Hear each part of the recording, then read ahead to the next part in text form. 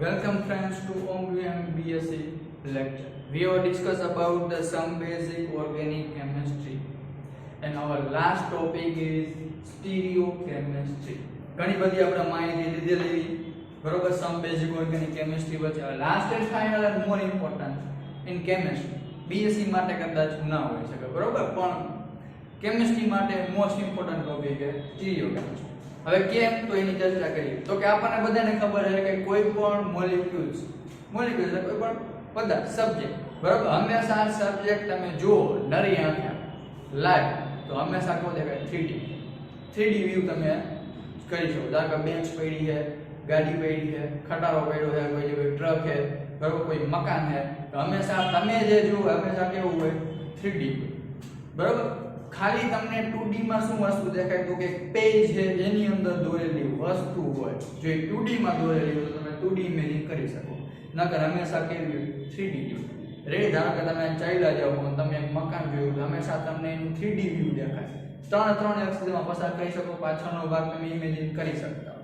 પણ હવે આપણા કમ્પાઉન્ડ જે રહ્યા એ માઇક્રો મોલેક્યુલ્સ હોય, હંમેશા નાના કમ્પાઉન્ડ હોય કે જે તમે નરી આંખે ના જોઈ શકો, તો તમારે એને ઇમેજ કરવા રેડી. તો હવે ઈ બધી વસ્તુ જે રહી બરોબર ઈ હંમેશા તમને સ્ટીરિયોકેમિસ્ટ્રીમાં 3D વિઝનમાં તમને જોવા મળતું કે કોઈ પણ કમ્પાઉન્ડ હંમેશા ઈ પણ કેવો હશે 3D માં હશે રેડી. ધારો કે તમારી પાસે કોઈ મિથાઇલ છે, ઇથાઇલ છે, કોઈ પણ કમ્પાઉન્ડ છે તો એના રહેલા હાઇડ્રોજન હશે ઈ પણ 3D વ્યૂમાં હોય બરોબર. તો કે આઉટર પ્લેન હોય, ઇનર પ્લેન હોય, પ્લેન ઓન પ્લેન હોય. એક એક્ઝામ્પલ લઈએ, ધારો કે તમારી પાસે મિથાઇલ છે, મિથાઇલને આપણે સિમ્પલ ફોર્મેશનમાં CH4 બતાવ્યું કેમ કે આ ફાસ્ટ એન્ડ પ્રોસેસ ની અંદર બરોબર 3D અને બતાવવું શક્ય નથી, તો તમારું કેમિસ્ટ્રી ભેગું જ ન થાય, ઘણા બધા ડબલ ત્રણ થઈ જાય. ખરેખર કેવું હશે 3D વ્યૂમાં તો કે તમારી પાસે કાર્બન છે રેડી. આ કમ્પાઉન્ડ એ આખે આવું કેવું છે ટેટ્રાઇડલ, ગુજરાતીમાં કહે તો સમચતુષ્ફલક ટેટ્રાઇડલ કમ્પાઉન્ડ. તો 3D વ્યૂ એની અંદર આ રીતે જોવા મળે.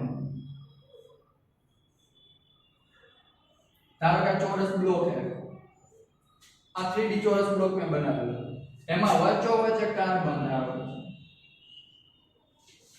રેડી.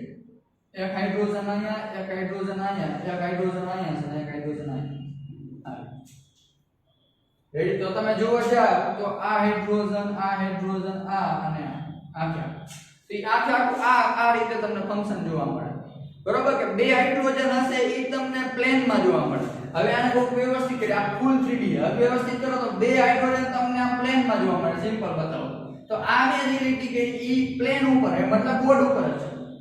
બીજું કે ધારો કે હું આ રીતે કરું, હવે હું આપણે 12th માં 11th માં આવી ગયું, આ હાઇડ્રોજન બતાવી આ બોર્ડ ની બહાર નીકળે રેડી. અને પાછળથી ધારો કે રીતે ડોટેટ કરવામાં આવે છે દી પ્લેન ની ન્યા જાય, બોર્ડ ની અંદર ની સાઈડ જાય બરોબર. આ રીતે તો ઈ આ ફંક્શન તમે કરવામાં આવે. તો આ બધી વસ્તુ તમે કેમિસ્ટ્રીમાં આ વસ્તુ બતાવી શક્ય નથી, તો આ બધું તમે એક્સરે દ્વારા અથવા તો બીજી ઘણી બધી ટેકનોલોજી દ્વારા વસ્તુ ખબર પડતી હોય તો એની અંદરથી ઘણા બધા બીજા કમ્પાઉન્ડની માહિતી મળતી હોય, એના વિશે શોધખોળ થતી હોય ઘણા ઉપર કે તમે જે બનાવ્યું એ કયા વ્યૂમાં છે રેડી રીતે. તો એ બધું તમને સ્ટીરિયોમાં ખબર પડે કે એના તમને આઇસોમાં સ્ટીરિયો ઉપરની મેઇન ટોપિક આવે આઇસોમેરિઝમ બરોબર. હવે આઇસોમેરિઝમમાં તમે એક આઇસોમેરિઝમ બહુ વ્યવસ્થિત ભણી ગયા હો કે સ્ટ્રક્ચર આઇસોમર કે જે તમને કેમ આવતું 11th માં ખાસ આખો ટોપિક આવતો તો 12th માં પણ તમને જોવા મળતો હોય, જેને કહેવામાં આવે સમઘટકતા. ગુજરાતીમાં એને કહેવામાં આવે સમઘટકતા, ઇંગ્લિશમાં કહેવામાં આવે એને સ્ટ્રક્ચર આઇસોમર બરોબર. હવે એમાં તમને ખબર છે આ બધા હંમેશા સિમ્પલ અને સાદા છે, એને કોઈ 3D લેવા દેવા નથી. જેમ કે ચેન આઇસોમર है, પોઝિશન આઇસોમર है, રિલેટિવ ગ્રુપ આઇસોમર है, ટોટોમેરિઝમ है, મેટામેરિઝમ है, આ બધા આઇસોમર રેડી. એ જે તમે 11th માં આવતા 11th ની બુકમાં બહુ વ્યવસ્થિત સિમ્પલ ડેફિનેશન આપેલ. એના પહેલા આપણે આઇસોમેરિઝમની વ્યાખ્યા ડેફિનેશન શું છે એની ચર્ચા કરીએ. એની વ્યાખ્યા આવી છે different molecular formation, different compound having same molecular formula molecular formula સરખી હોય પણ કમ્પાઉન્ડ બે કેવા હોય અલગ. જેમ કે આ બધામાં એવું થાય. જેમ કે રિલેટિવ ગ્રુપનું એક્ઝામ્પલ લો. રિલેટિવ ગ્રુપમાં એ આઇસોમેરિઝમ બતાવે.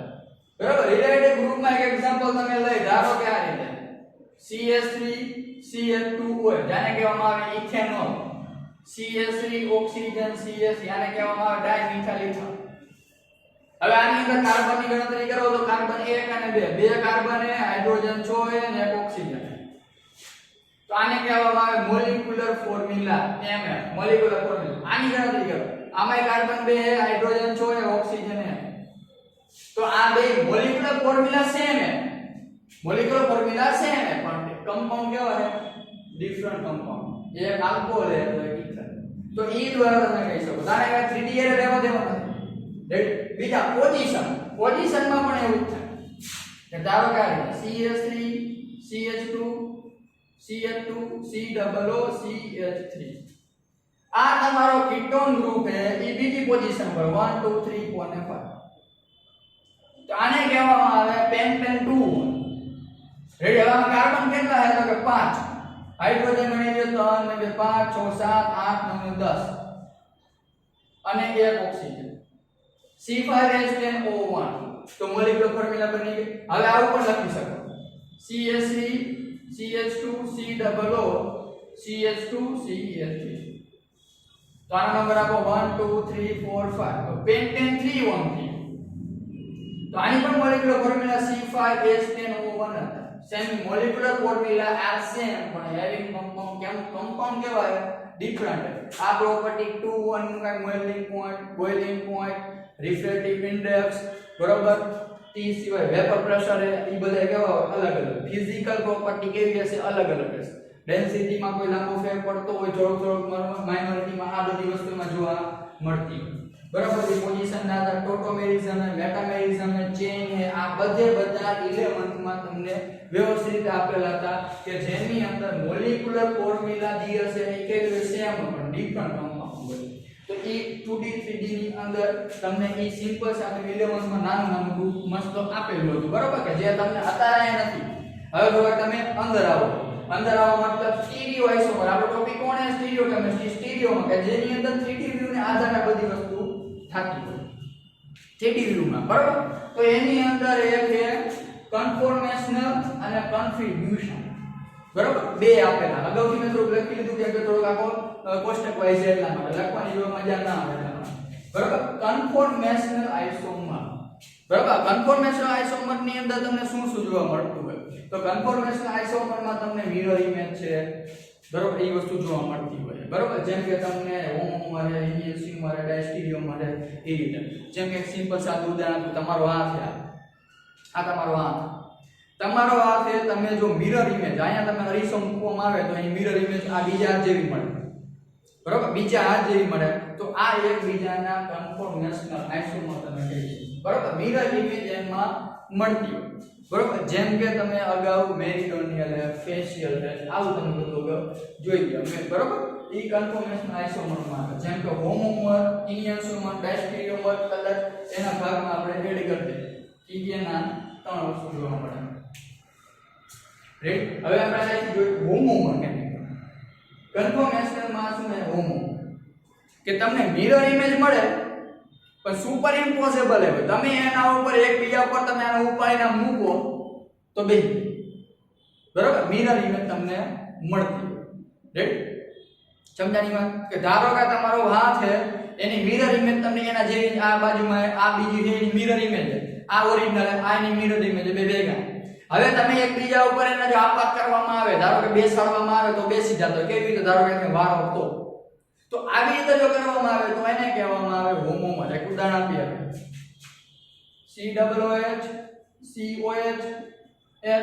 COH આ H અને COOH. અહીંથી જો અરીસો મૂકવામાં આવે અહીંથી તમે અરીસો મૂકી દો તો એની મિરર ઇમેજ તમને નીચે મળે ને જઈ જાય. અને અહીંથી વારી તમે એમ બેહાડો તો આ COOH ઉપર આ COOH આવી જાય. આ OH ઉપર આ OH આવે. કાર્બન ઉપર કાર્બન આવે. H ઉપર H આવે. તો આ શું છે હોમોમર. ઇનિયન્સિયમર કેને કહેવાય નેક્સ્ટ બીજું ઇનિયન્સિયમર. તો કે તમને મિરર ઇમેજ મળે પણ સુપર ઇમ્પોસિબલ ન હોય, તમે એકબીજા ઉપર આપાત કરી શકો ને, જેમ કે આ મિરર ઇમેજ મેળ પણ તમે સુપર ઇમ્પોસિબલ નથી, બરોબર? અંગૂઠા ઉપર અંગૂઠો નથી આવતો, તકલી આંગળી ઉપર પેલી આંગળી આવે છે, તો આ સુપર ઇમ્પોસિબલ ન હોય, મિરર ઇમેજ મળતી હોય. મિરર ઇમેજ મળે પણ સુપર ઇમ્પોસિબલ ન હોય, તેને શું કહેવામાં આવે?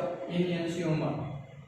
ડાયસ્ટીરિયોમર કેને કહેશું? તો કે મિરર ઇમેજ ન હોય, મતલબ કે જો મિરર ઇમેજ નથી, મિરર ઇમેજ મતલબ આ આખે વ્હાઈટ છે, આખે બ્લેક ની સાઈડે, બરોબર? તમે જમણો હાથ ઊંચો કરો તો સામે તમારા ગ્લાસ ની અંદર દાબો થતો હોય અરીસાની અંદર, તો મિરર ઇમેજ ના મળતી. પણ સુપર ઇમ્પોસિબલ હોય, જો આમ તમે બેસાડો તો અંગૂઠા ઉપર અંગૂઠો આવી જાય, ચકલી આંગળી ઉપર પેલી આંગળી ઉપર બધું કાયદેસર થઈ જાય.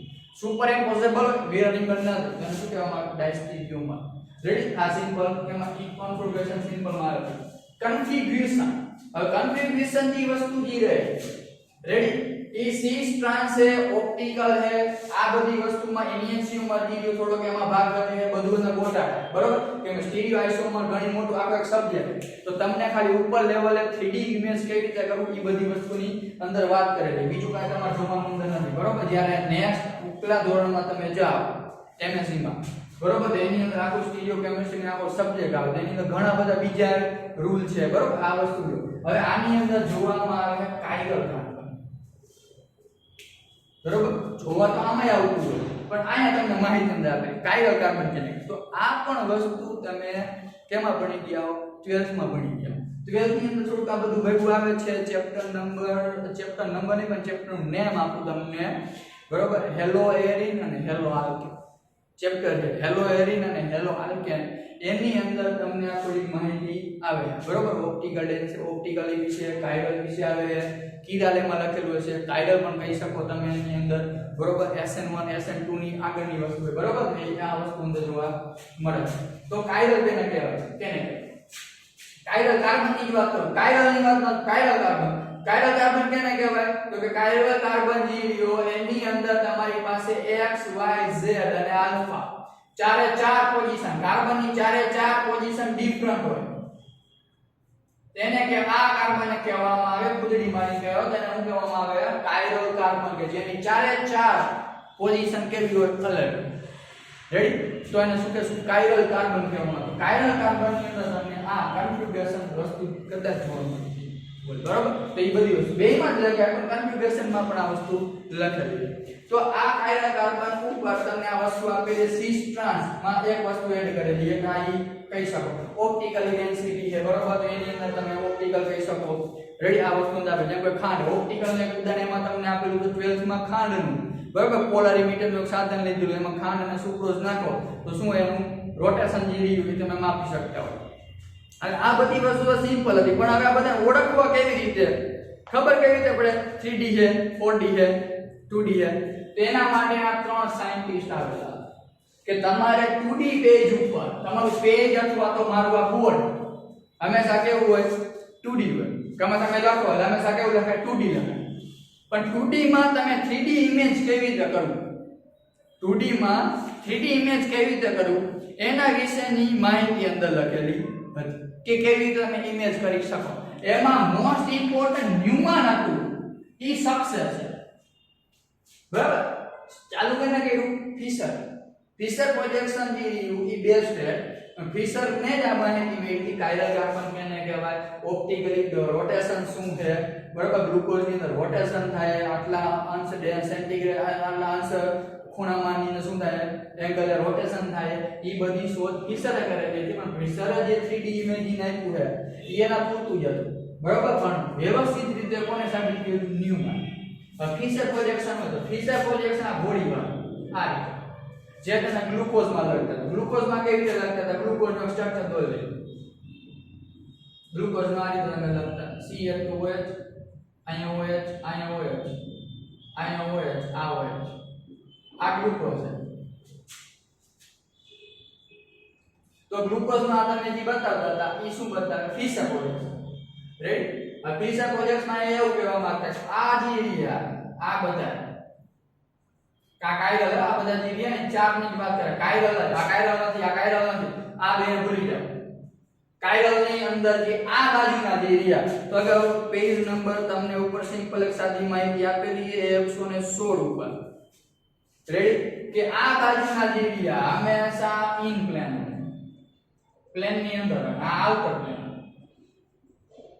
પ્લેન ની બહાર નીકળતા પ્લેન ની અંદર જાય બાકી આ બધા પ્લેન રેડી આવી રીતે એની પોતાના માટે પણ આમાં તમને ફેલ કેમ ગયું આ 3D ફેલ કેમ ગયું સાયન્ટિસ્ટ ફેલ 3D ફેલ કેમ ગયું તો કે આમાં તમને ખૂણાની ખબર ન પડે કે કેટલા ખૂણે ઈ અંદરની સાઈડ છે રેડી કે ધારો કે આ પ્લેન ની અંદર છે તો પ્લેન ની અંદર કેટલાના ખૂણે હશે રેડી ધારો કે તમારે એક સિમ્પલ ઉદાહરણ આપ્યું કે આ ધારો કે તમારું પ્લેન ઉપર છે અને આ પ્લેન ની અંદર મારી સાઈડ તમારી સાઈડ નથી તો મારે અંદરની સાઈડ કેટલામાં ખૂણે છે કેમ કે અંદરની સાઈડ 180 આખા રોટેશન થઈ શકે બહારની સાઈડ આમ 180 બીજું રોટેશન થઈ શકે તો આની અંદર એ અંદરની સાઈડ જે રહ્યો એ આટલે હે કેટલા હે એ ખબર ન પડે અંદર છે એટલી જ આપણને ખબર પડે એટલા માટે ખૂણાની માહિતી મળતી નથી એટલે આ વસ્તુ થોડું 100% કરી બરાબર 100% શું કર્યું તો કે આને તમે આમ ઊભું કર્યું મારી સાઈડ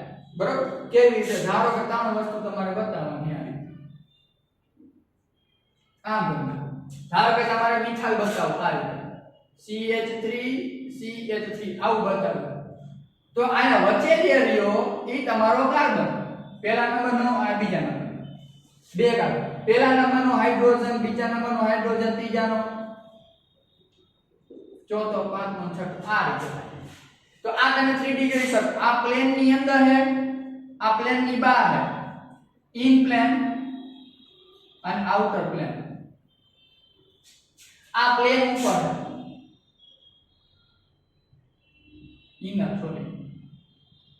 ઇનર એટલે અંદર બરાબર આ પ્લેન ઉપર છે આ પ્લેન ની અંદર છે આ પ્લેન ની બહાર તો આવું તમે કહી શકો આમાં તમને થોડા ખૂણાની એમ ખબર પડે પ્રોપર માહિતી ન મળે પછી એમાંથી જે વસ્તુ કરી બરોબર ઈ કોને કરી ન્યુમન પ્રોજેક્શન શું કર્યું કે ન્યુમને એમ કીધું કે તમે સામે સીધું જોવા રેડી જો કે તમે આ લાઈવ નથી એટલે તમને પ્રોપર નહીં ખબર પડે ધારો કે આ મારી પાસે માર્કર છે એમાં આ છેડો બે કાર્બન બતાવે ધારો કે પહેલા નંબરનો કાર્બન છે એની એક્ઝેક્ટ પાછળ બીજા નંબરનો કાર્બન ધારો એક્ઝેક્ટ પાછળ તો કાર્બનની પાછળ એક્ઝેક્ટ બીજો કાર્બન તમે દેખાય નહીં રેડી કે ધારો કે આને હું સીધું કરી નાખું અને ગોળ રાઉન્ડમાં બદલે આ નંબર 1 કાર્બન એની એક્ઝેક્ટ પાછળ બીજો કાર્બન હતો પહેલા નંબરના કાર્બનના 3 હાઇડ્રોજન ધારો કે આ રીતે H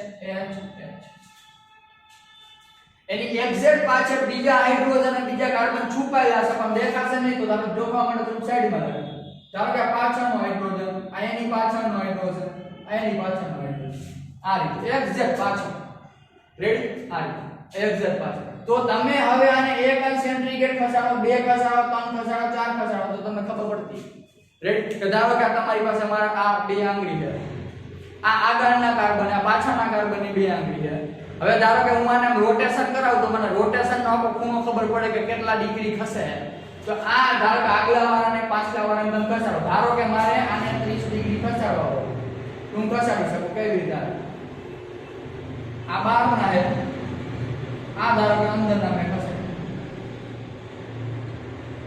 આ બાર અંદરની સાઈડ ને મેં ખસાડી વળી ખસાડી અંદર પોતાની પાછળ આવે વળી આમ લ્યો અને સામે આવે વળી આમ આખે આખું તમને 360 ડિગ્રી તમને ખબર પડી તો ઈ વસ્તુ તમે ત્રણે ત્રણ ટોપિક નંબર તમને અંદર આપેલું છે interconversion of projection are perspective formula બરોબર તમારે તમારે ફિશનમાંથી સોર્સમાંથી ન્યુમન કેવી રીતે બદલાવવું ઈ આખી વસ્તુ તમને ઉપર આપેલું એક્ઝામ્પલ બરોબર આપણે આખું દોરતા નથી પણ ત્રણ આપેલું આ સોર્સ પ્રોજેક્શન આ રીતે ન્યુમન પ્રોજેક્શન આવ્યું એની અંદર તમને સિમ્પલ સાદું આલ્ડિહાઇડ ગ્લુકોઝનું ઉદાહરણ તમને આપેલું છે બરોબર આ સિમ્પલ સાદી તમને કન્ફિગ્યુરેશન વિશેની સ્ટીરિયોઆઇસોમરની શરૂઆત મતલબ કે તમને ખબર પડે કે સ્ટીરિયોઆઇસોમર શું છે બાકી કઈ લાગે વગર નહીં તમને પૂછાય કે સિસ ટ્રાન્સ અને આરએસ હવે પૂછાય સૌરાષ્ટ્ર યુનિવર્સિટી વાળાની વાત કરી કે તમને શું પૂછે તો એ સિસ ટ્રાન્સ અને આર અને એસ બરોબર કે જે તમને 3D ઇમેજિંગ ની અંદર શું એનું કન્ફિગ્યુરેશન છે શું એનું મહત્વ છે એની વસ્તુની તમને ખબર પાડે તો ઈ આપણે મોસ્ટ ઇમ્પોર્ટન્ટ ઈ આ ખાલી જસ્ટ ઇન્ફોર્મેશન હતી કે સ્ટીરિયો કેમિસ્ટ્રી કહેવાય છે હવે તમને મેઈન જે વસ્તુ છે ઈ આપણે જોઈ બરોબર આઇસોમર ની અંદર તમને એક 6 ટ્રાન્સ EZRS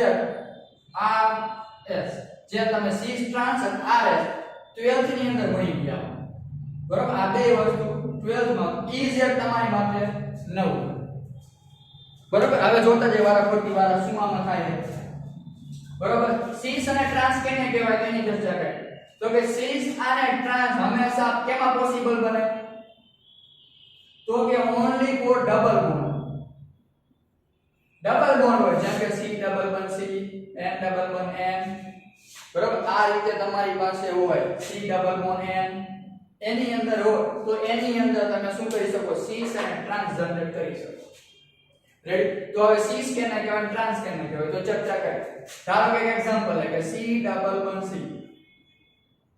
CS3H CS3H અને કઈ આવો એક એક્ઝામ્પલ છે CS3 CS3 અહીંયા એક H અહીંયા એક H ધારો કે સેમ ગ્રુપ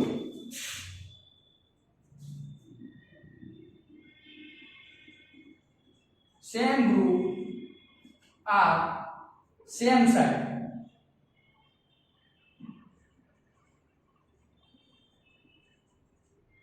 સેમ સાઈડ આવે એક જ સાઈડ આવે જે આ મેં મિથાઇલ પ્રત્યાથા સેમ ઉપરની સાઈડ આવે એક જ સાઈડ આવે તો એને કહેવામાં આવે છે ટ્રાન્સ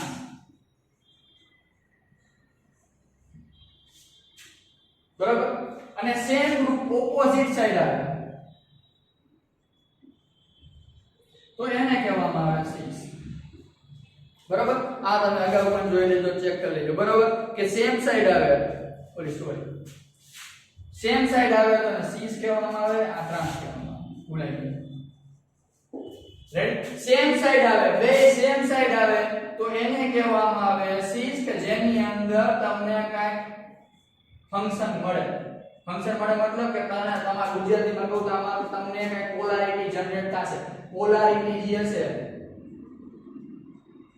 પોલારિટી આમાં તમને જોવા મળશે જ્યારે આની અંદર પોલારિટી કેટલી હશે 0 μ 0 તેને કહેવામાં આવે ટ્રાન્સ સેમ ઓપોઝિટ સાઈડમાં આવે તો એને શું કહેવામાં આવે ટ્રાન્સ બરાબર બીજો એક એક્ઝામ્પલ જોઈ લે ક્લોરીન બરાબર ધારો કે તમારી પાસે C ડબલ બોન્ડ C એક ક્લોરીન આયન એક ક્લોરીન આયન H ને H Cl C double bond C ion Cl ion એક H અને આયન આ બંને કહેવાય ઓપોઝિટ સાઈડમાં બરાબર તો આને કહેવામાં આવે ટ્રાન્સ આને કહેશું C કેમ કે બે સેમ સાઈડ રેડી રિંગ માં જોઈ લે ધારો કે રિંગ ની અંદર આવું આપેલું પ્લેનર કમ્પાઉન્ડ તો આ તમારું જે રહ્યો એ શું છે ટ્રાન્સ સામસામેની છે બરોબર મ્યુઝિક 0 બરોબર ઓપોઝિટ બાજુમાં ધારો કે Cl તો આને કહેવામાં આવે સીસ બરોબર આ ટ્રાન્સ છે આ સીસ આવું તમે કહી શકો બરોબર ટી સિવાય કોમ્પ્લેક્સ માં પણ તમે જોઈ શકો આ કોમ્પ્લેક્સ જોઈ બરોબર તમારી પાસે નિકલ નો કોમ્પ્લેક્સ નિકલ Cl NH3 આ પ્રકારનો કોમ્પ્લેક્સ તો બે સેમ હવે કહેવાય સેમ સાઈડ તો આ કેવું છે સીસ ફંક્શન પણ જો ઓપોઝિટ સાઈડ આવે ધારો કે NH3 Cl તો આ ઓપોઝિટ ડાયરેક્શનમાં આવે તો કહેવામાં આવે ટ્રાન્સ આમાં તમને કાઈ પોલારિટી જોવા મળશે આમાં પોલારિટી ટ્રાન્સમાં પોલારિટી હંમેશા કેવી હોય μ 0 આમાં μ તમને કાઈ કિંમત મળે બરાબર એના પછી નેક્સ્ટ હોય EZ શું છે તો EZ કે એવું જરૂરી નથી કે તમે ડબલ બોન્ડમાં કે ટ્રિપલ બોન્ડમાં કે એમાં જનરેટ થાય બરાબર EZ નો મતલબ એવો થાય કે તમે જે કમ્પાઉન્ડ દોર્યું એમાં હાયર અને લોઅર ફંક્શન તમારે જોવાનું બરાબર મોસ્ટ ઓફ તમને આમાં ડબલ બોન્ડમાં જ બતાવેલું હોય તો ડબલ બોન્ડમાં જ જોઈએ રેડી એક એક્ઝામ્પલ લે EZ કે C ડબલ બોન્ડ C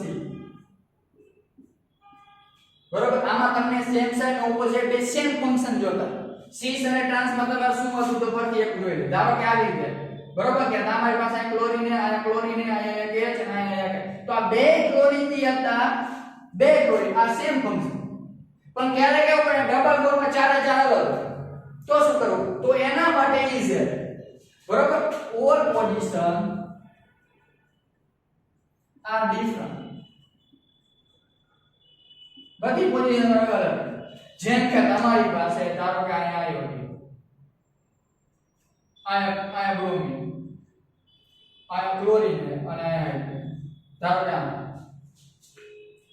તો હવે આ પ્રાયોરિટી જો આ પ્રાયોરિટીમાં ક્લોરીન કરતા આયોડીન કેવું છે હાયર મોટું હાઇડ્રોજન કરતા બ્રોમિન કેવું છે હાયર તો બે હાયર નંબર જો ઉપર આવે જો એ લખેલું higher priority then Br and higher priority than fluorine તો બે જો હાયર પ્રાયોરિટી 1 નંબર આ તમારો 1 નંબર હોય તો 2 નંબર થશે આ તમારો 1 નંબર હોય તો તમારો 2 નંબર થશે તો બે હાયર પ્રાયોરિટી જો અપ આવે તો એને કહેવામાં આવે Z કન્ફર્મેશન Z બરાબર અને ધારો કે હા મામે સામે ધારો કે અહીંયા H હોય અહીંયા Br બરાબર આ તમારું કેવું છે 1 નંબર સામે તો આ તમારું આવે તો એને કહેવામાં આવે E રેડી લખી નાખી હાયર પ્રાયોરિટી નંબર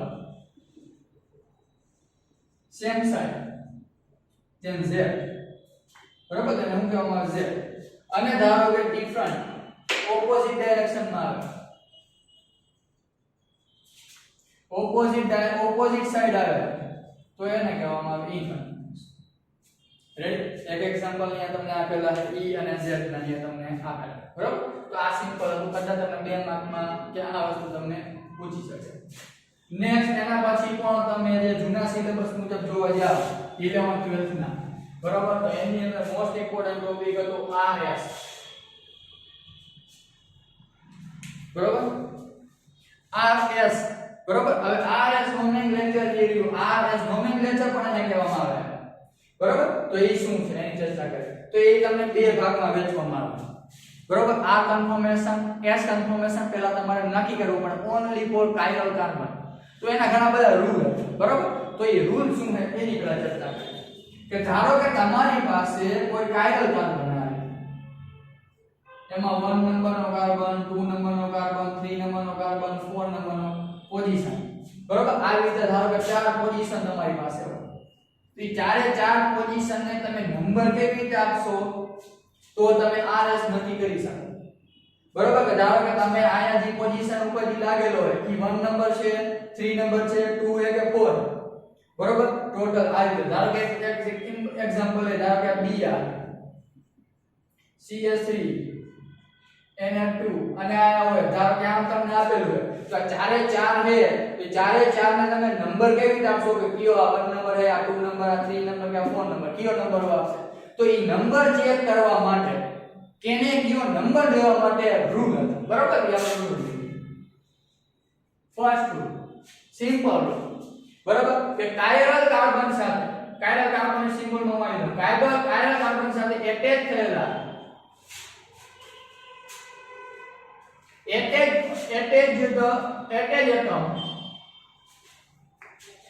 થયેલો કોઈ પણ એટમ હોય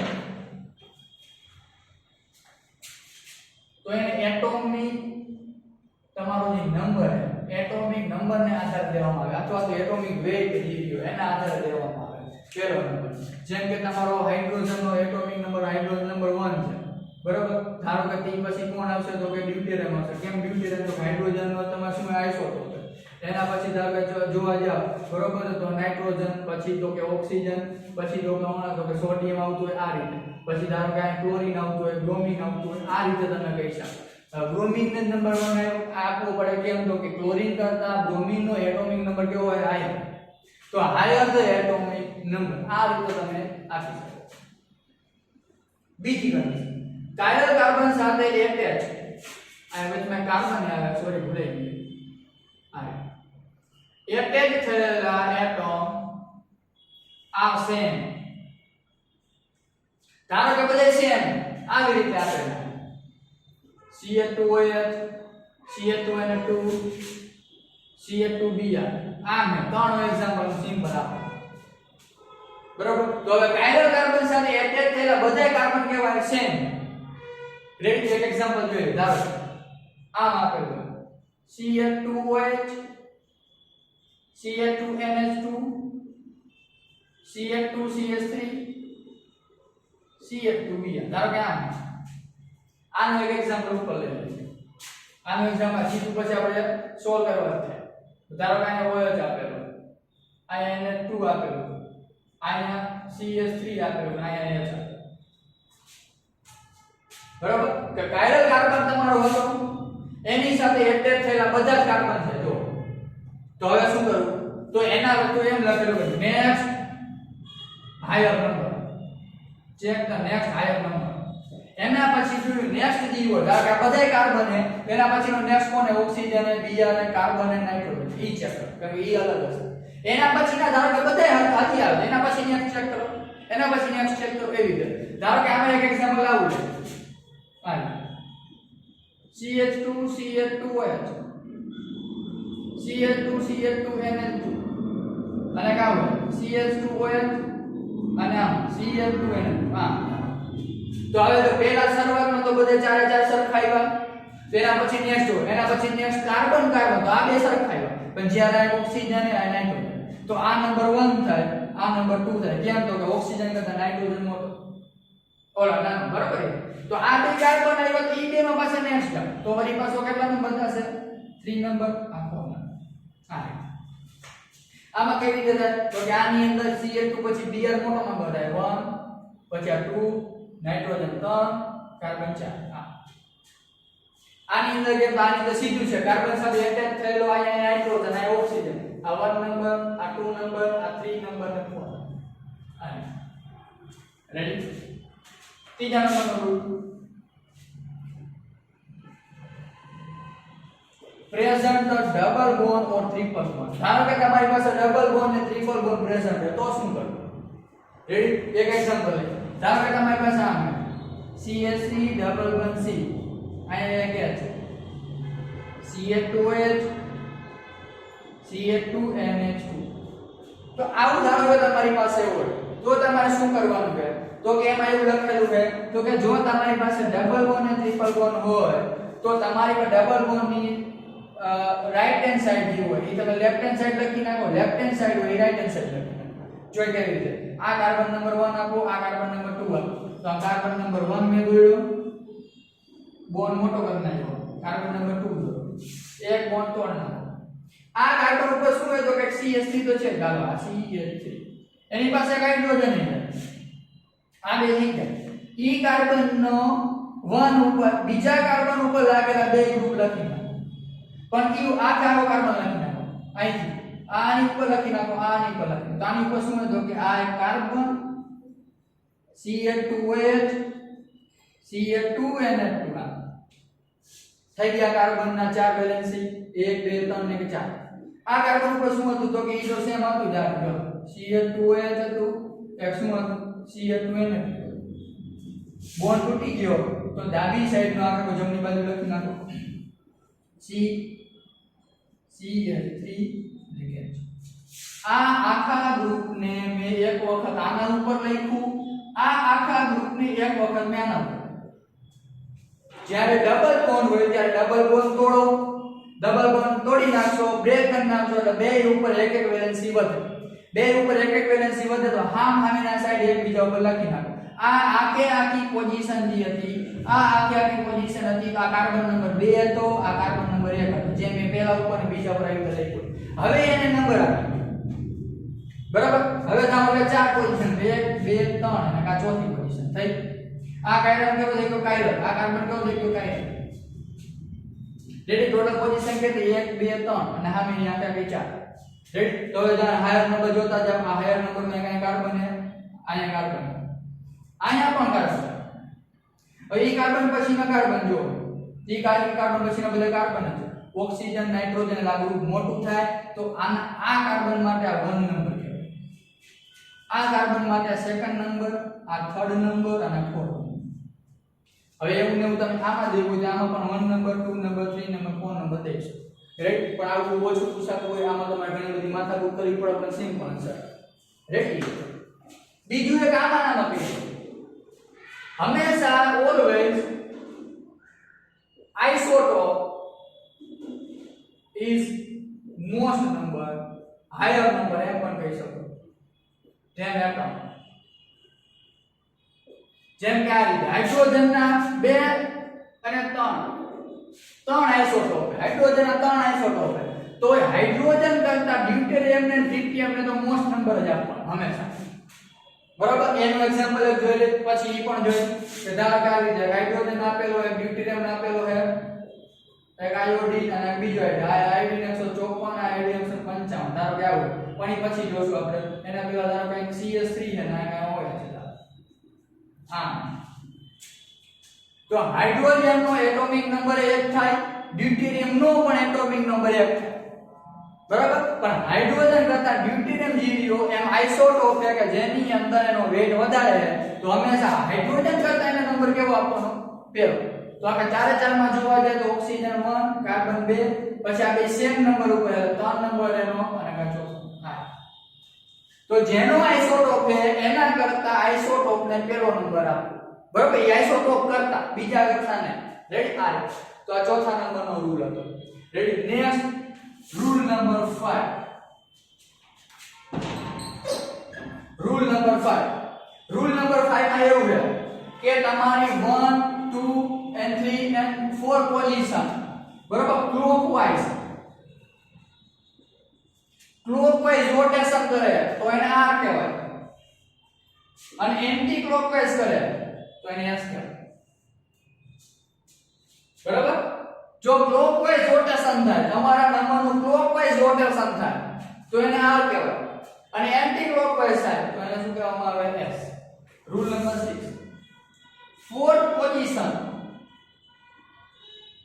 બરાબર સેમ આવી રીતે આવે,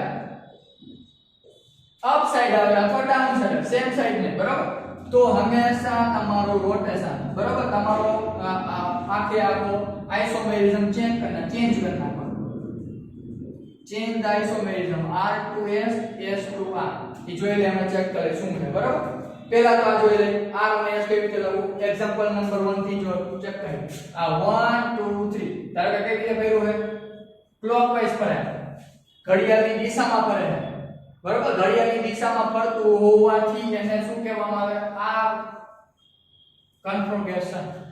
બરાબર, એને R કહેવામાં આવે. બીજું એક એક્ઝામ્પલ તો કાય છે આ 1 2 3 બરાબર એન્ટી ક્લોકવાઇઝ ફરે, એન્ટી ક્લોકવાઇઝ ફરે. પણ હવે આમાં શું થયું? આ ચોથા નંબરનો જે હતો એ તમારો કેવો આવ્યો? આડી લાઈનમાં આવ્યો. તો આપણે કાઈ ચેન્જ કરતા નહીં, પણ જ્યારે ઊભી લાઈનમાં આવે, મેં કીધું જો બરાબર વર્ટિકલ આવે આ ઊભું આવે તો તમારો કન્ફર્મેશન ચેન્જ કરી નાખવાનો. પહેલા જૂનો કયો હતો તો કે આ તમારો એન્ટી ક્લોકવાઇઝ ફરે છે એટલે એને S કહેવાય, પણ ઊભો ચોથા નંબરનો ઊભી પોઝિશનમાં આવે એટલે શું થઈ જશે? R નો R થઈ જશે. R. નેક્સ્ટ 1 2 3 ક્લોકવાઇઝ કર્યો છે. હા,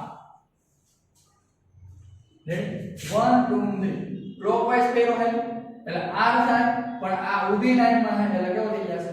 S. બરાબર, આનું ચેક કરી લે. જ્યાં નીચે આપેલું એકનું ચેક કરી આ 1 નંબર, આ 2 નંબર અને 3 નંબર ક્લોકવાઇઝ રોટેશન થી હોય એટલે તો R અને S તમને આવા એક્ઝામ્પલ નોખાનું તો પૂછી શકે જે તમને પાછળ બનાવેલા હતા. બરાબર, તો આ તમારું 14 માર્કનું 14 માર્કનું ચેપ્ટર હતું. એમાં ઘણા બધા ટોપિક IMP હતા. બરાબર, આખે આનો એક યુનિટ હશે. બરાબર, જેની અંદરથી 5 માર્કના ઓપ્શનમાંથી એક લખવાનું. હંમેશા પેપર સ્ટાઇલ જોઈને જ વાંચજો. બરાબર, પેપર સ્ટાઇલ તમને કહી દઉં ટોટલ 5 યુનિટ છે.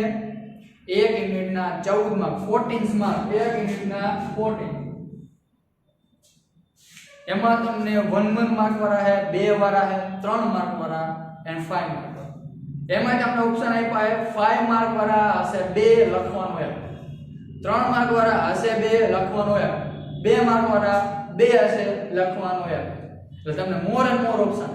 એક જ ચેપ્ટરના 14 માર્ક, 2 કરો 28 આવે પાસ થઈ.